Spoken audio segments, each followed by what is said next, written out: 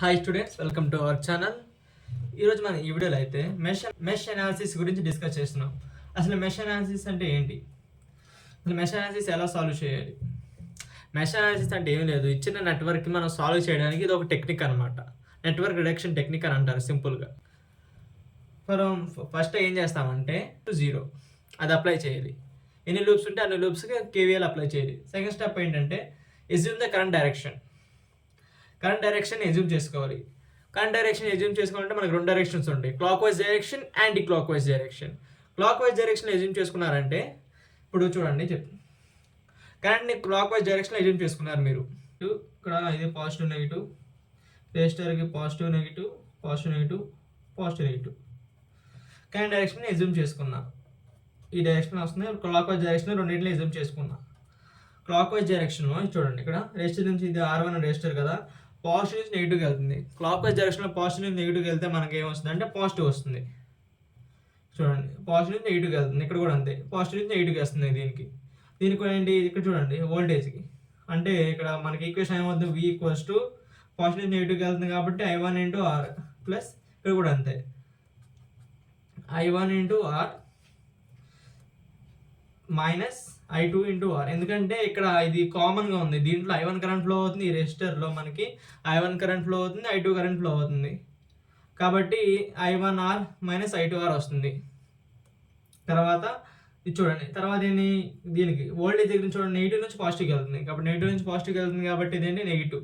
So -V ఉంటుంది, ఇక్కడ -V పంపించేసాను, అప్పుడు పాజిటివ్ V అయిపోయింది, వోల్టేజ్ పాజిటివ్ వచ్చింది. మనకి కరెంట్ డైరెక్షన్ ఎజ్యూమ్ చేసుకుని ఎలా చేయాలి, క్లాక్ వైజ్ డైరెక్షన్ ఎజ్యూమ్ చేసుకుంటే ఒకలా చేయాలి, యాంటీ క్లాక్ వైజ్ డైరెక్షన్ అయితే ఒకలా చేయాలి. నేను మీకు ఈ వీడియోలో అయితే క్లాక్ వైజ్ డైరెక్షన్ ఎజ్యూమ్ చేసుకుంటున్నా, ఎందుకంటే చాలా ఈజీగా ఉంటుంది. యాంటీ క్లాక్ వైజ్ అయితే మీరు కన్ఫ్యూజ్ అవుతారు.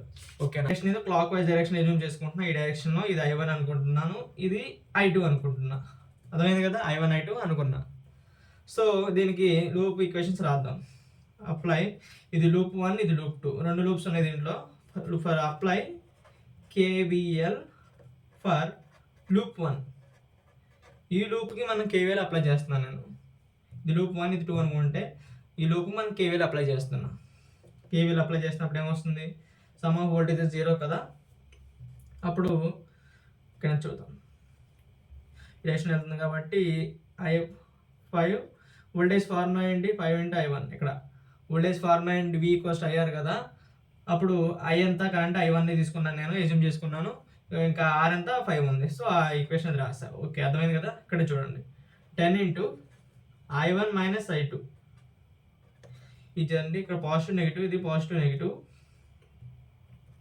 ఓకే, ఇది పాజిటివ్ నెగిటివ్, ఇది ఈ డైరెక్షన్ వస్తున్నప్పుడు ఇది ఈ డైరెక్షన్ నెగిటివ్ వస్తుంది. ఇక్కడ లూప్ ఈక్వేషన్ చూడండి, ఇది మీకు ఇక్కడ కన్ఫ్యూజ్ అవుతుంది. ఇది 10 ohms అనేది కామన్గా ఉంది, ఈ I1 కరెంట్కి I2 కరెంట్ రెండు ఫ్లో అవుతుంది. ఈ డైరెక్షన్లో మనం ఎజ్యూమ్ చేసుకున్నప్పుడు క్లాక్ వైజ్ డైరెక్షన్ ఉన్నప్పుడు ఇది పాజిటివ్ అవుతుంది, I1 పాజిటివ్ అవుతుంది, I2 నెగిటివ్ అవుతుంది. దీనికి ఫార్ములా ఏంటి, వోల్టేజ్ 5 ohmsకి IR ఫార్ములా, I1 అనుకుంటున్నాను, ఎజ్యూమ్ చేసుకున్న కరెంట్ని I1 × 5. ఇక్కడ అర్థమైంది కదా. 10 తర్వాత ఏమవుతుంది, ఇది తర్వాత ఈ డైరెక్షన్ వస్తుంది, ఇక్కడ నెగిటివ్ నుంచి పాజిటివ్కి వెళ్తుంది కాబట్టి నెగిటివ్ నుంచి పాజిటివ్కి వెళ్తే ఏమవుతుంది, నెగిటివ్ -10 = 0. సమ్ ఆఫ్ వోల్టేజ్ 0 కదా, కేవీఎల్ అంటే. తర్వాత 5I1 ప్లస్ ఇంటూ చేస్తా, 10I1 -10I2, 10 అని పంపించేసేది 10 అవుతుంది. తర్వాత ఏమవుతుంది, ఇది 15I1 -10I2 = 10. పైన క్యాన్సిల్ చేద్దామా, అక్కర్లేదని ఇలా ఉంచండి, అక్కర్లా. ఇది ఈక్వేషన్ 1 అనుకున్నాం. Same apply KVL for loop 2. Loop 2 కూడా సేమ్ కేవీఎల్ అప్లై చేసేయండి. అప్లై చేస్తే మీరు ఏమొస్తుంది ఇక్కడ చూడండి. సో 10I2 -10I1, ఎందుకంటే ఈ డైరెక్షన్లో ఎజ్యూమ్ చేసుకున్నప్పుడు I2 కరెంట్ కదా, ఈ డైరెక్షన్ ఫ్లో అయ్యేది, ఇప్పుడు I2 పాజిటివ్ అవుతుంది. 10 × I2 -10 × I1. ఈ డైరెక్షన్ అయితే ఎజ్యూమ్ చేసుకున్నప్పుడు I1 పాజిటివ్ అయింది, I2 నెగిటివ్ అయింది. ఈ డైరెక్షన్ ఎజ్యూమ్ చేసుకున్నప్పుడు I2 కరెంట్ ఫ్లో అవుతున్నప్పుడు I2 పాజిటివ్ అవుతుంది, I1 నెగిటివ్ అవుతుంది. మీరు గుర్తుపెట్టుకోవాలి. నెక్స్ట్ 4 × I2 మైనస్ కరెంట్ అనేది డైరెక్షన్ ఫ్లో అవుతుంది కాబట్టి -20 volts = 0. ఓకేనా, 10I2 plus 4I2 minus 10 I1 equals to 20. Okay, 10 plus 4 అంటే 14 I2 minus 10 I1 equals to 20. ఈ రెండు ఈక్వేషన్లు వచ్చినాయి కదా, సాల్వ్ చేస్తున్నాం. ఈక్వేషన్ 1 వచ్చింది, 2 వచ్చింది. క్యాలిక్యులేటర్ ఓపెన్ చేశారు కదా, మోడ్ సెటప్ ప్లస్ ఆన్ చేయడం ముందు, ఆన్ చేసిన తర్వాత మోడ్ సెటప్. ఇది క్యాష్ క్యాలిక్యులేటర్ ఏంటంటే FX 99 1ES plus 99 1ES plus ఈ టైప్ ఆఫ్ క్యాలిక్యులేటర్. దీంట్లో ఎలా చేయాలని చూపిస్తాను మీకు. ఫస్ట్ ఈక్వేషన్ చూడండి, ఇక్కడ ఆన్ చేయండి.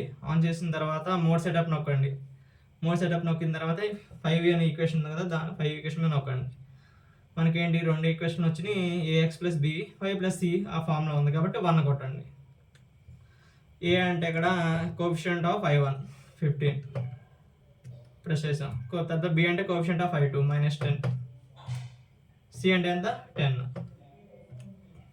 ఇక్కడ కూడా అంతే. ఇప్పుడు కోఎఫిషియంట్ ఆఫ్ I1 ఎంత, మన I1 I2 ఆర్డర్లో తీసుకున్నాం కాబట్టి ఇక్కడ కూడా I1 I2 ఆర్డర్లో తీసుకోవాలి. -10 14 ఈక్వల్స్ టు C ఎంత, 20. సో ఇక వాల్యూస్ ఇచ్చేసిన తర్వాత ఈక్వల్స్ టు కొట్టండి. మన కరెంట్ వాల్యూ I1 ఎంత వచ్చింది ఇక్కడ చూడండి, I1 equals to 3.09 amperes. I2 ఎంత మనకి 3.63 amperes. సో ఇది మనకి మెష్. ఈ వీడియో మీకు నచ్చినట్లయితే లైక్ చేయండి, అలాగే మీ ఫ్రెండ్స్ కన్నా ఫ్యామిలీ మెంబర్స్ ఎవరికైనా యూస్ఫుల్ అయ్యిద్ది అనుకుంటే షేర్ చేయండి. మరిన్ని ఇన్ఫర్మేషన్ వీడియోస్ కోసం సబ్స్క్రైబ్ టు అవర్ ఛానల్.